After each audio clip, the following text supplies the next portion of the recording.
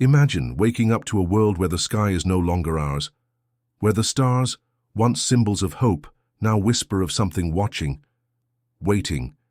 It started with a signal, a faint pulse, hidden in the cosmic static, so subtle, so insignificant, that most dismissed it. A repeating sequence buried deep within the hum of the universe. Scientists at the Deep Space Observatory in Geneva had been scanning for extraterrestrial signals for decades. But this was different. The pattern wasn't natural, it wasn't random. It was a message. For years, humanity had longed for contact, for proof that we weren't alone. But when that proof finally arrived, it came with a warning. The Chao signal wasn't an invitation. It was a distress call. Decoded by the Astronet AI, the message was chilling. They are coming. Hide your world. Do not answer. Do not fight. Run. Governments buried the truth, dismissing the findings as interference. But then, the anomalies began. Telescopes in every major observatory started detecting unexplained distortions in space, entire sectors of the sky vanishing. The Kepler space station, orbiting Jupiter, reported black voids where stars once shined. Astronomers watched in horror as entire galaxies simply disappeared. It was as if something or someone was erasing them. Panic spread in secret corridors of power. The United Earth Council, a coalition formed after the first Mars colonization, held emergency meetings. Were we next? Could Earth be seen? And more importantly, were we already too late? Then the first contact happened. The Odyssey 9, an unmanned probe sent to the outer reaches of the Oort cloud, detected an object moving at impossible speeds, far beyond anything human technology could comprehend. At first it appeared as a blur, an indistinct shadow against the abyss. But then came the transmission, a voice, not synthetic, not mechanical, but cold, hollow. You are seen. And in that moment, humanity realized the truth. We had never been alone. We had simply been ignored, until now. For centuries we believed that first contact would be a moment of wonder, a bridge between civilizations. But this was a reckoning. The message, "You are seen," sent shockwaves through the highest levels of global power. The United Earth Council, UEC, once plagued by bureaucracy, now operated in absolute secrecy. Information was suppressed. The public was kept in the dark. Yet in hidden war rooms beneath Geneva, Washington, Beijing, and New Moscow, a single question loomed. Would they come as conquerors or something far worse? Then the sky burned. It began with a flash over Europa, Jupiter's frozen moon. The Kepler space station, positioned above its icy surface, sent a final transmission before going dark. It's not a fleet. It's something else. It's silence. UEC's deep space satellites tracked a massive disturbance moving toward the inner solar system.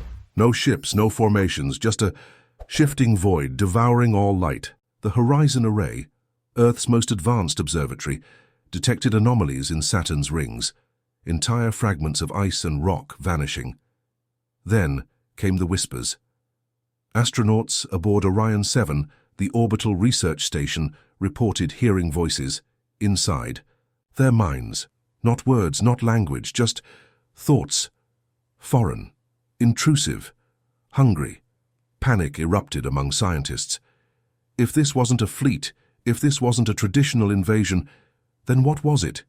Humanity had prepared for war against metal and fire against ships and soldiers. But how do you fight something that isn't bound by physics? The UEC Defense Initiative launched Project Aegis, the most ambitious planetary defense system ever conceived. Orbital railguns, lunar missile arrays, and AI-controlled drone fleets were activated. Mars colonies were put on high alert. Every military power on Earth united under a single purpose: survival. And then, at exactly 0346 UTC, the sky split open, a tear, a massive, gaping wound, ripped through space above Neptune. Darkness poured out, thick and writhing, swallowing the planet's storms like a predator consuming prey. And within that void, they emerged, not ships, not beings of flesh or machine, but shadows, crawling, unfathomable, shifting like liquid. Darkness, their forms stretching and folding in ways the human mind struggled to comprehend. The first attack was swift. Neptune's largest moon, Triton, simply crumbled. No explosions, no impact, just gone. As if reality itself had been rewritten, UEC scrambled every available force.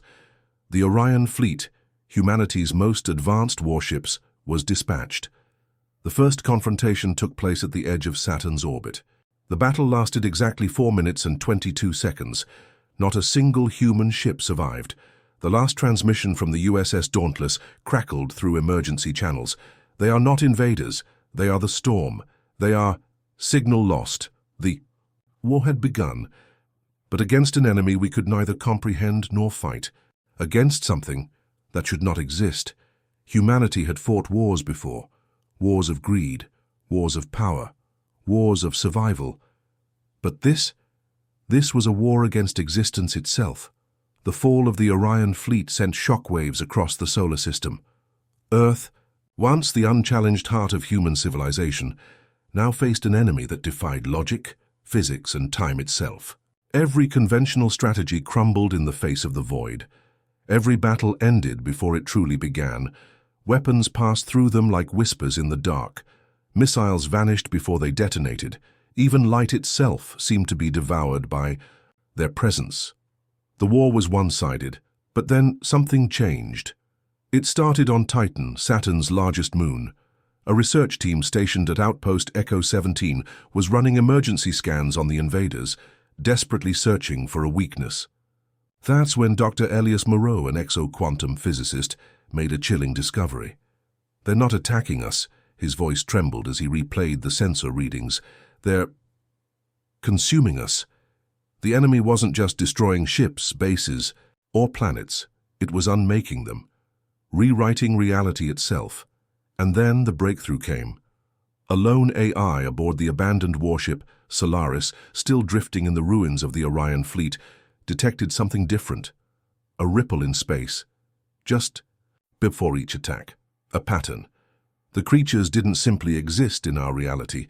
They were phasing in and out, shifting between dimensions, operating on rules beyond human understanding. That meant one thing. They weren't invincible. They were vulnerable.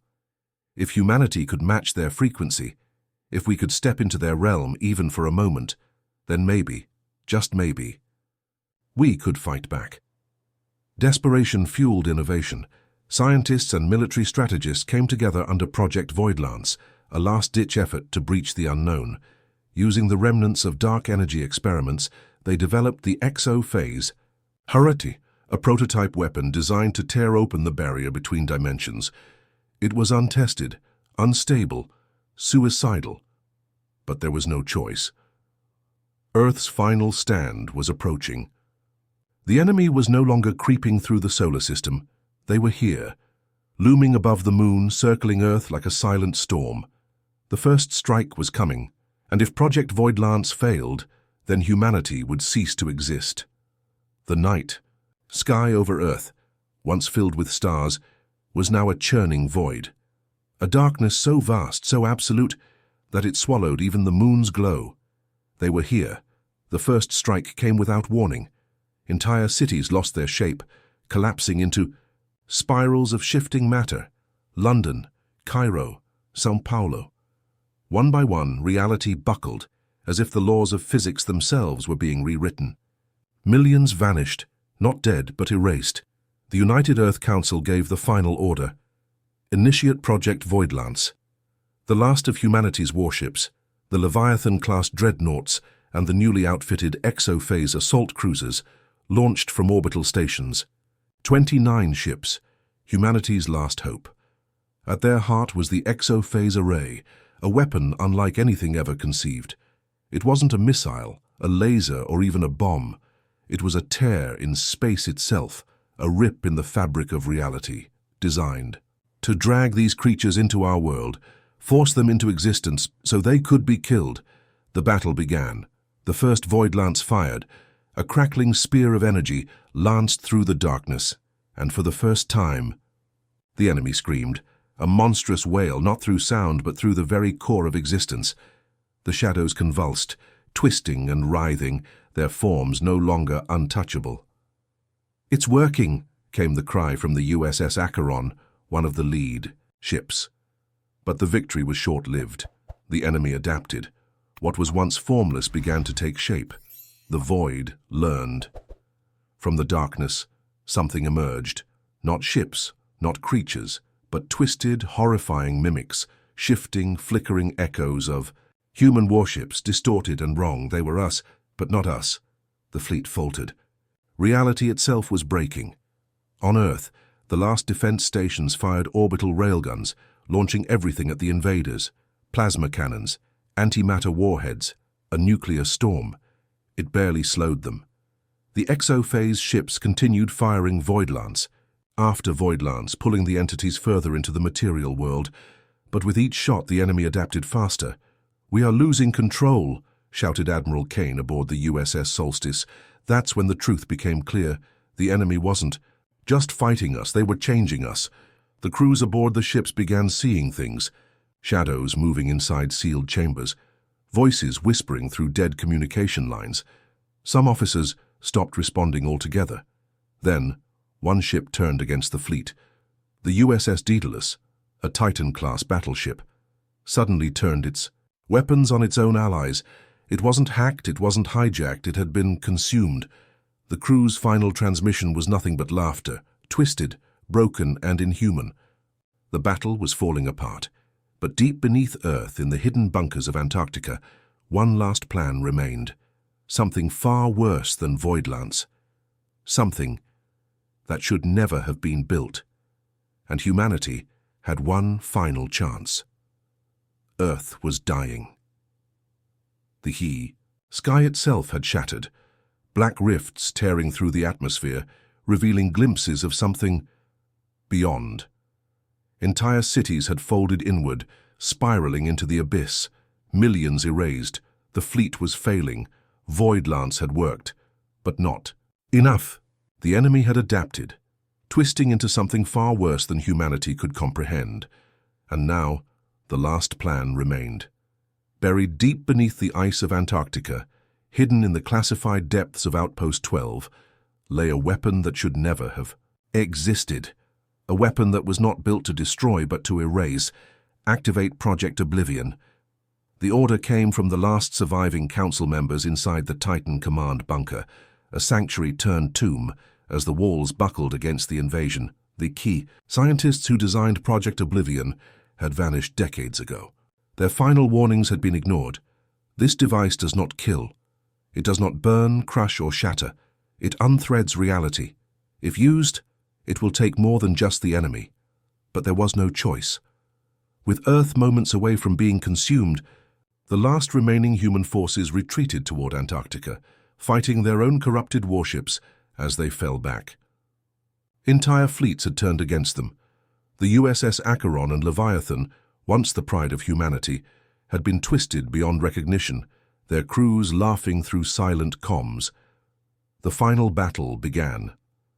As the last surviving warships held off, the enemy, an elite strike team, reached the Oblivion core, a device built from the fabric of space-time itself.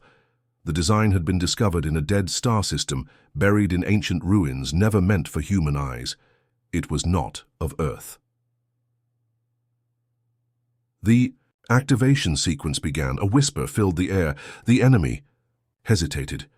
For the first time, the void creatures stopped moving. They knew they had seen this weapon before. It had ended others before us. 10 seconds to detonation. The sky cracked apart. The stars themselves flickered. 5 seconds. The enemy rushed forward, no longer attacking but pleading, twisting, shifting, trying to communicate. 2 seconds. The lead scientist, Dr. Elias Moreau, stared into the abyss. And for the briefest moment, he understood. They had never been invaders. They had been refugees, running from something far worse. 1. The world vanished. When the light faded, Earth was no longer there. The solar system, empty.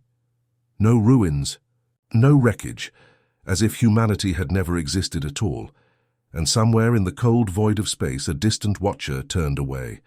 Another war, erased.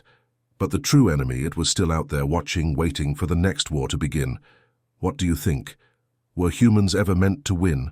Or were we always doomed to vanish like the ones before us? Let me know in the comments. And if you love cosmic horror and deep sci-fi mysteries, subscribe to XenoChronicles for more. The universe is vast but not empty,